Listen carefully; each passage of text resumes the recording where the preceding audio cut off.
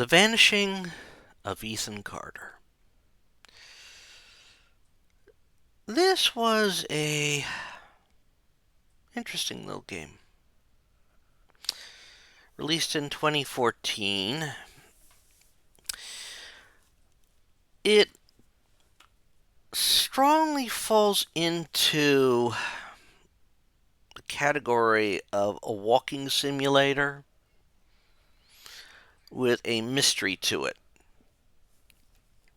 Of course, as things are involved, it seems like more of a Lovecraftian type mystery, an eldritch horror type thing.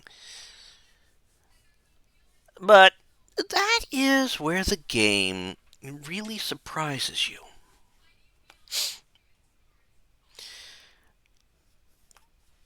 Now, of course, you have to do things to solve, quote, murders or scenes of murders as various characters are eliminated in the story.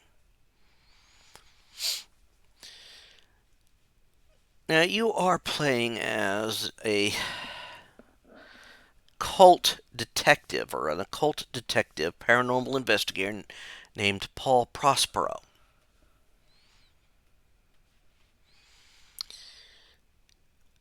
And apparently, he has received a fan letter from Ethan Carter, inspiring him to journey to Ethan's hometown, which is called Red Creek Valley, Wisconsin.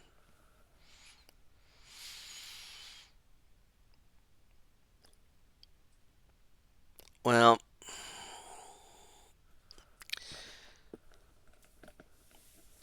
of course, Paul is saying that he may have arrived too late to help Ethan.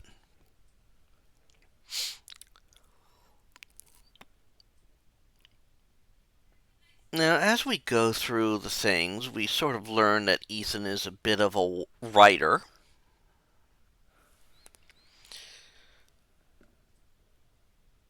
He seems to be a bit of an outcast in his family.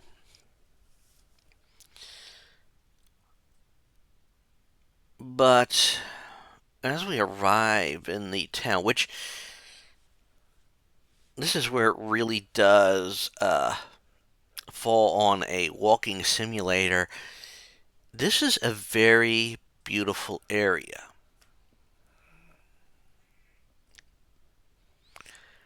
I mean, the town is, it's literally a mining town. It has its roots in the mines. Though you have a dam apparently for hydroelectric power. But like any town that is reliant on the coal mines and that, once they stop being used, the town sort of dries up. I mean, one proof of that, look at the history of a good portion of Pennsylvania's coal mining towns. I mean, we have one that's completely abandoned and a ghost town now. Everyone's heard of Centralia. Another one, that was named Ma Chunk, it sort of was struggling, and due to a deal made with the widow of a Native American athlete, uh, they agreed to house to honor the man and even allow him to be buried there when the purpose was initially denied, and that Ma Chunk became Jim Thorpe and has prospered,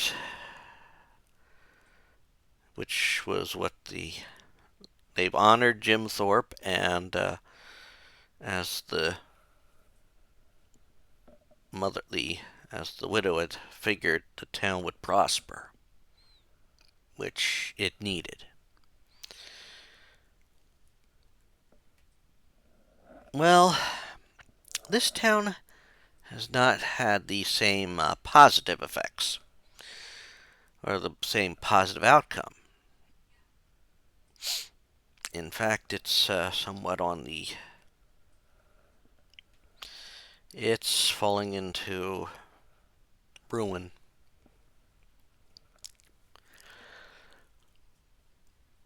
Now, it's not like you don't seem to run into many people as you are doing your exploration. And there's a reason for this. But as Paul is making his way to the bulk of the town area, or where some of the main buildings are, we run across some things that are a little bit unusual. See, Paul, since he is a paranormal investigator, he has apparently the abilities to sort of recreate scenes from relating to crimes. This is where we start hearing about the sleeper. This is a force that somehow Ethan has awakened, and it's taking over the minds of the people in town, especially his family. And the ones who are fully under are trying to sacrifice him to the sleeper so that the sleeper can fully awaken.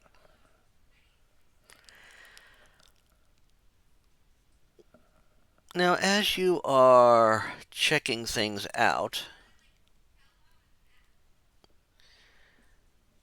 we are running across things like there's some mysteries, like stories in the various at certain points. So we must explore things, try and uncover things. Like even just walking into town, you'll come across traps that are set. And of course, as you discover all these things relating to each item, you'll find a story, but you'll also discover murder scenes.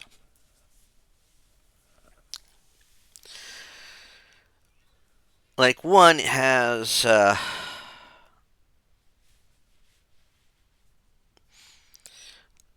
brother, Ethan's brother, trying to basically tie, haphazardly tying him to some tracks so that so he can run over him with this rail car. But apparently Ethan's grandfather, who has been able to resist it to a point, manages to stop, but, has to use lethal force to, you know, stop the brother.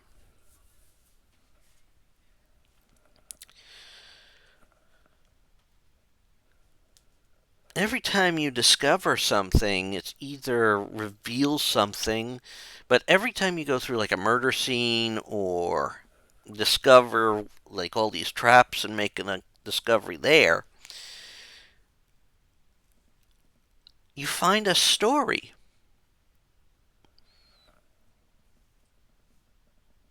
Or you come across like a twisted version of reality.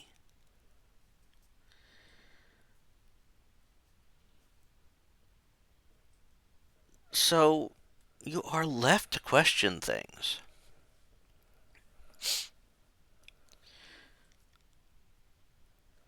But, I mean, you run across some strange things.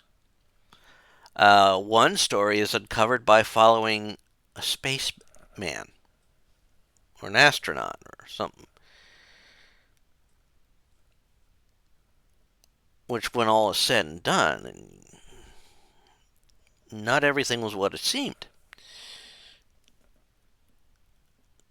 Some clue about what's going on is in a house that has some sort of spell on it to confuse people who enter.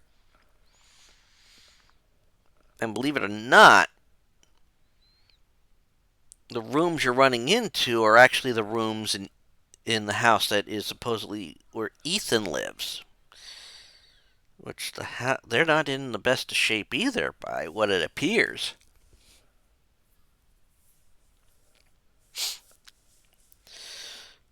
Now your path is to takes you to exploring areas connecting back to other areas. You've got to explore houses. You actually have to go into a mine, which has both a scene where we see, somebody dying. I think in this case it's Ethan's mother.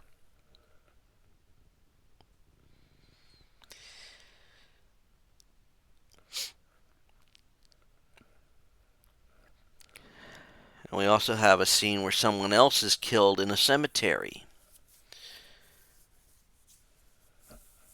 But also, as investigate some of these things, you get clues pointing to where something you need is.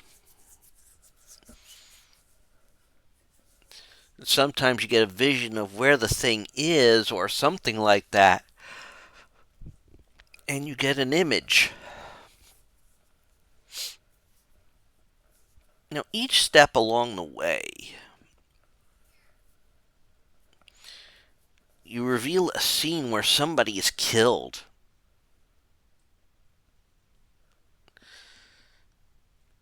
And it sort of shows like maybe that there's some sort of battle going on.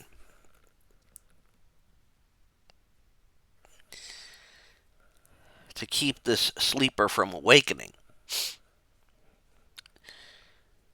I mean, as you're going through, you are going through various sites. You have to go through a mine, which is one of the trickier things to go through.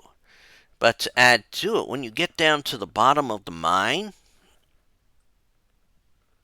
well, you find an area where you have to gather things together, locate individuals to help open another path.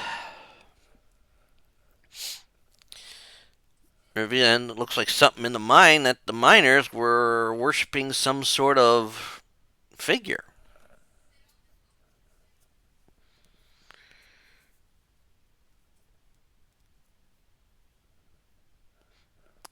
Of course, when you get through the whole mine area, you're over at the dam. And I have to do some adjusting of things and finding out what happened in there because apparently this is where the father dies. Or something.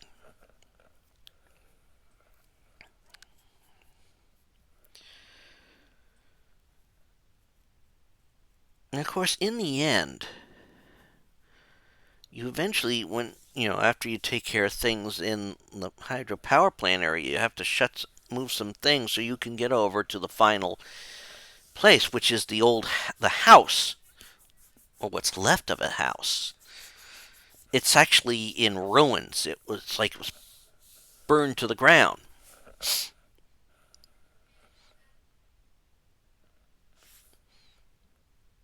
And you find some sort of room under the ruins.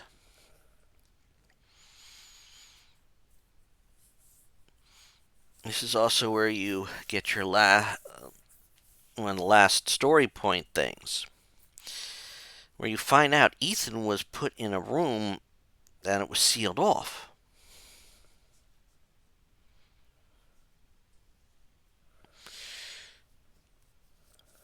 And all this is solved using Paul Prospero's unique powers, where he can sense things and locate things. But then comes the real twist. This game has been out for over 10 years, I think, so it's probably safe to reveal this twist now. You see,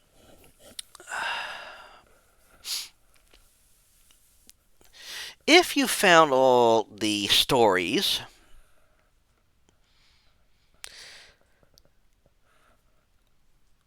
you should have no problem revealing this. But if you found...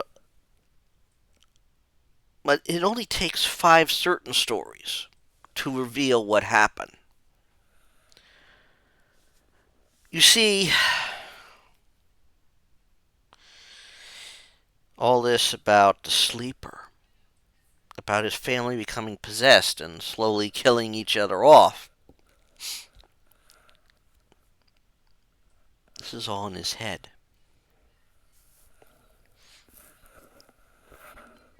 You see,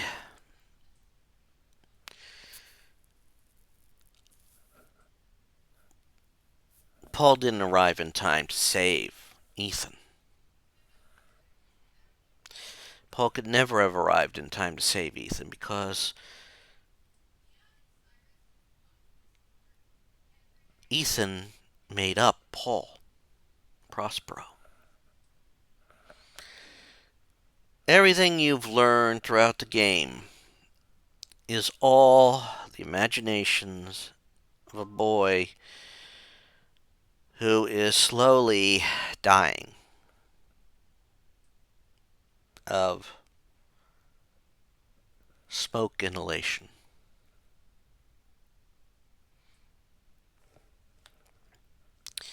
You see, he did find a secret room in that house. It was his one safe haven, just to get away from his family. But what ended up happening was while they were all trying to get Ethan, there was an accident.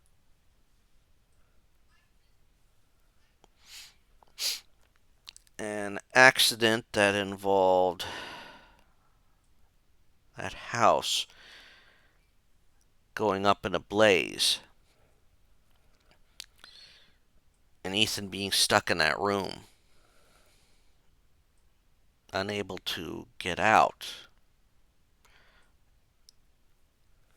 And his family is rushing to try and quench the fire before something happens to Ethan. But they're too late.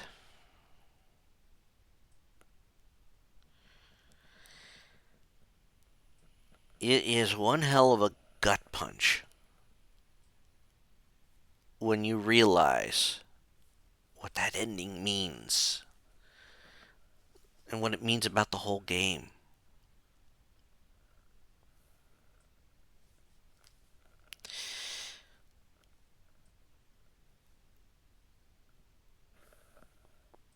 This is a wonderful little game that could fit into the whole walking simulator genre or series types of games. There is no risk of death in this game. I think the only risk of a quote reset comes with maybe the puzzle in the house where you have to match up the rooms properly when the doors sort of change and cycle through rooms. And the mine puzzle. You have this ghostly miner running about. If he catches you, you basically are back to the start of the mine puzzle. You can easily miss certain puzzles due to them being sort of off a beaten path or some of the stories.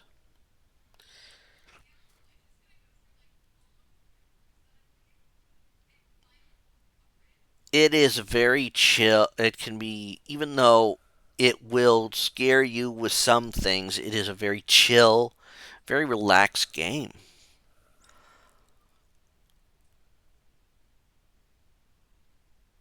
There are no, well, while the idea of the eldritch horror, the sleeper awakening, and some of the things makes you think it is a very occult game, you have to remember that this is in a young man's mind.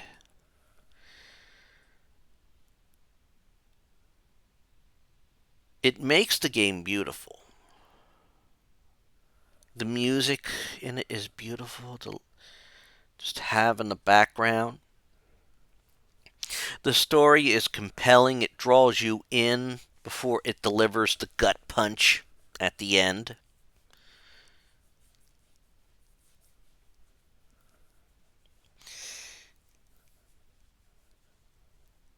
It is an experience. May make you remember your days as a child yourself.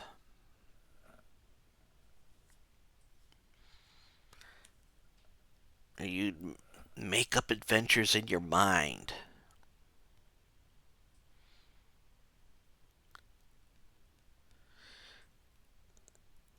Now, I had gotten this free on Epic. It was one of their free games.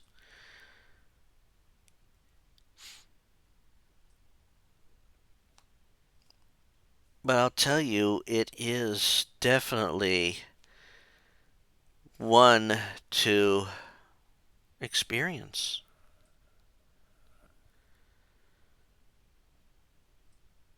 I recommend anybody play it. Like I said, it's laid back for the most part. It'll throw you some curveballs that may make you wonder what exactly is happening. The stories that this kid has made up for each section, because at each solving each area, you'll find a little story that Ethan has written that matches exactly what you are experiencing in those areas. Definitely. Uh, get a copy for yourself, play it. I would recommend it. It is basically a game that can be completed in 3-4 hours. You won't be upset. It's a very good game.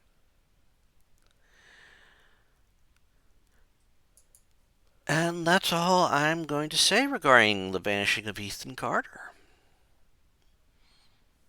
I hope you've enjoyed listening to what I've been saying about it, and I hope you get the game for yourself. And until next time, take care all and have fun. Bye.